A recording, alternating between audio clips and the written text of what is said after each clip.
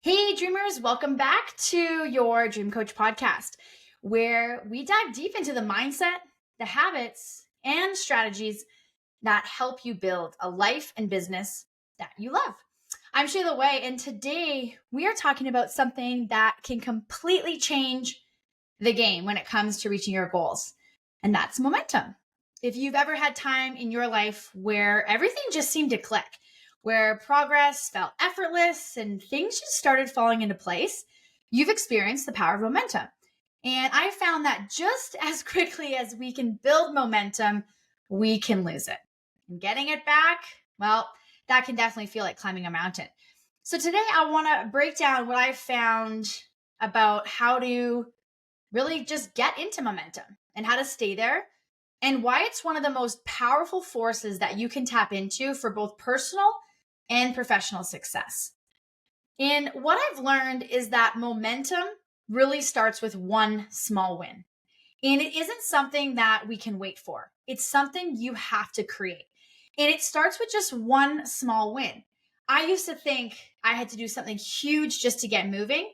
But in reality, just completing one task, no matter how small, really does help create movement. And whether that is making your bed, sending that email, or even just setting a goal for the day, small wins stack up fast. And the moment that you stop waiting for the perfect time and you take action, you shift from stagnation to movement. And energy is going to follow action, not the other way around. And one of the biggest mistakes that I used to make was waiting until I felt motivated to start something. But what I found is that energy follows action. And the more that I take action, the more I feel motivated. And this is why getting started, no matter how small, is the hardest part, but most crucial part of creating momentum. And so instead of waiting for inspiration, I'll just tell myself, just start. The energy will catch up. And I've really used that philosophy for just so many things that I'm trying to build, I'm growing, because I know that so many times when I've started something, it's felt uncomfortable. It hasn't been easy. And sometimes I don't even know why I'm doing it. But I know that when I just start creating that movement, that the energy will definitely follow up with that. And I've also learned that consistency beats that intensity. I used to believe that making huge leaps was the key to success. But I've realized it's the small, consistent actions that build unstoppable momentum. And when I focused on doing one thing every day, instead of trying to do everything at once, I started to see real results. And consistency compounds over time. And whether that is in your business, it's in fitness or personal growth, momentum loves repetition. And for me, I've really found that when I create a habit, like I have something that's already in my schedule, when it's a non negotiable for me and it's just in there, it takes so much of the energy out of my brain of deciding, well, when am I going to work out and what time is that going to look like? I have found for myself that just having certain things consistent in my schedule has helped me with huge gains over a period of time. So having certain time blocks in my week that is specifically just for certain admin, having certain times even where I am looking at things for the kids, whether it's the camps or whatnot, is actually just having that consistently in the schedule allows for that repetition and honestly takes away a lot of stress. But over time, I'm seeing massive results with my business, with my fitness, with my life, because these are now non-negotiables that started with just that one little thing that over time, as you know, becomes a habit. And one of the biggest momentum killers that I've seen, both in myself and in my clients, is trying to do too much at once. And the power of focus is less is more. And when I scattered my energy across 10 different goals, I never gained traction in any of them. But when I picked one or two priorities and put all my energy into them, progress skyrocketed. And momentum thrives on focus. And so when you streamline your efforts, you accelerate results. And I found too that with confidence, and this is something, no matter how confident someone seems or how much sometimes they seem like they have things together, what I will say is that that imposter syndrome can just keep creeping in because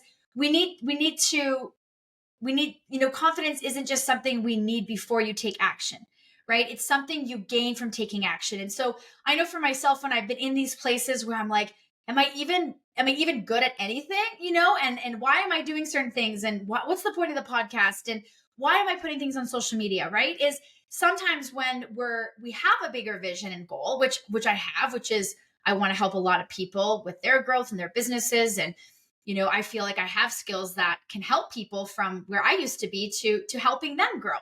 But we do get to those places sometimes where when we don't take action, we can lack that confidence. And so I just learned that I have my big vision goals, and every step forward is going to build self-trust. And when I started to just celebrate small wins, I noticed that my confidence continued to grow, which made it easier to keep going. And so even if you ever feel stuck, just don't wait until you feel confident. It just takes one step, and that confidence is going to follow.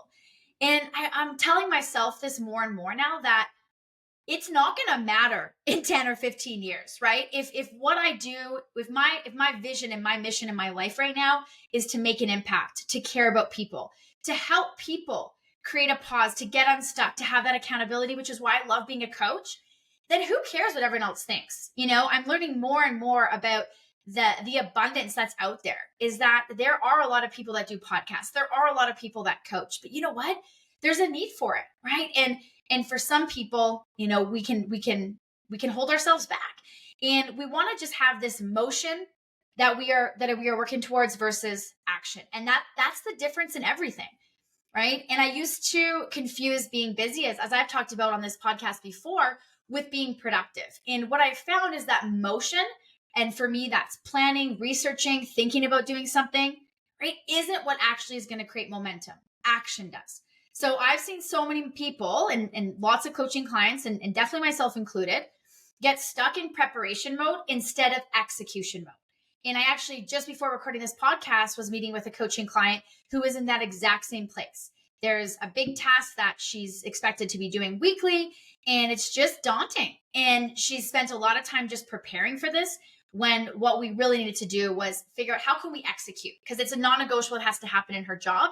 And so how do we not just think about it and prepare for this task, but how do we create a strategy to actually execute it?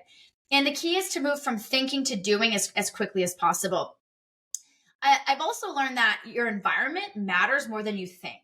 And momentum isn't just about what you do, but it's about who and what you surround yourself with.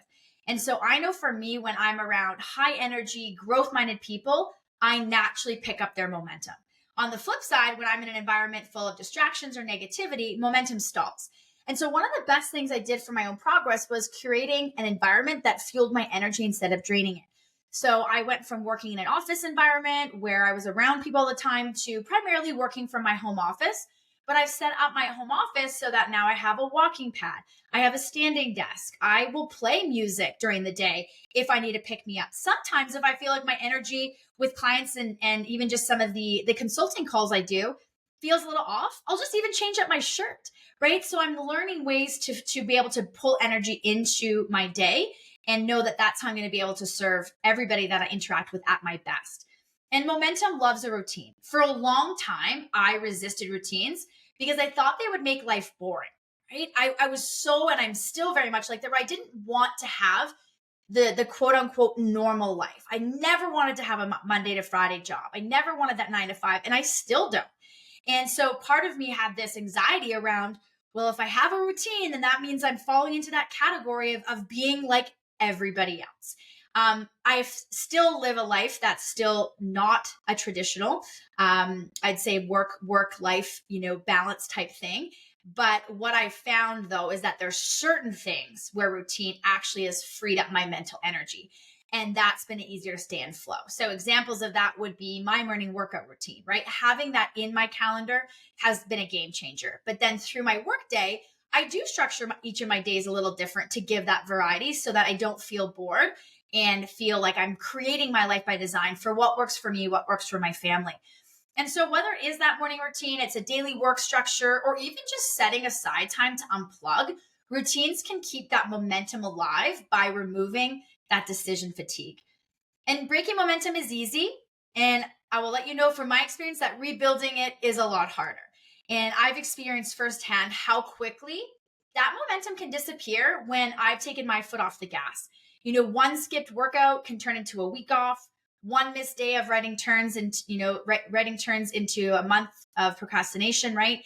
And what I've learned is that the longer that you wait to restart, the harder it gets. So if we lose momentum, we don't want to wait for the right time to start again. Just jump back in as soon as possible, even if it's imperfect. And I know I've gone down some rabbit holes where I've been off, with my momentum with workouts, and I'll, kind of overthink about, well, you missed this and you didn't do that. And it's like, you know what, Shayla, you can't change it, right? You can't change it. But what we have control is today, and we just move forward. And that applies with work, with family, with friends, with anything that maybe we've fallen off a little bit of that consistency with. So what? Let's just get back on track. And I was on a call yesterday with some ladies that part of the Front Row Mom Foundation and group that I'm an ambassador for. And we got talking about this word of balance versus balancing. And I love it. I love this idea of balancing versus balance, because what we talked about is that when you're in balance, you're actually stagnant. But when you're balancing, you're actually continuously to move, but moving in a way that's working for your family. And I feel this is very much in alignment with momentum, and that we might get a little unbalancing, a little bit balancing, act a bit, but then you know what? So what? Let's just get back on and kind of continue that balancing act of life. We're human, and things are just going to be that way sometimes. So let's not, give it too much attention and energy, and we just put one foot forward. And the power of identity. So who you believe you are shapes your momentum. We talk a lot about in the sales company I work with about that identity statements, and just how important that is to get clear on what your identity is. And one of the most profound shifts that I've made is realizing that momentum isn't just about action. It's about identity. And if I see myself as someone who follows through, I act accordingly. If I see myself as someone who always quits, that belief influences my actions too. So momentum is easier to maintain when you align your actions with the person that you want to become. And in a lot of my coaching calls too, this is an exercise I do with people where I ask them, what is your identity? And sometimes that exercise, people feel really empowered. Sometimes they're like, I don't even know. And so when we align ourselves with, I am strong, I am confident, I am somebody that has high integrity, it allows us to be able to have the momentum and to be able to make decisions and move that needle forward when we're very clear on that. So momentum is really one of the most powerful forces that you can harness for success. It makes everything feel easier, fuels confidence, and it helps you reach your goals faster. But the key is to start small, stay consistent, and to protect your flow once you have it. So here's my challenge for you. Identify one small action that you can take today to build momentum. Maybe it's finally making that phone call, it's sending that email, or it's even just committing to 5 minutes of a habit that you've been putting off. Whatever it is, take action right now, because momentum starts with movement. And if this episode resonated with you, share it with someone who needs to hear it. And if you haven't yet, subscribe and leave a review. It helps more people build the momentum they need to create the life and the business that they love.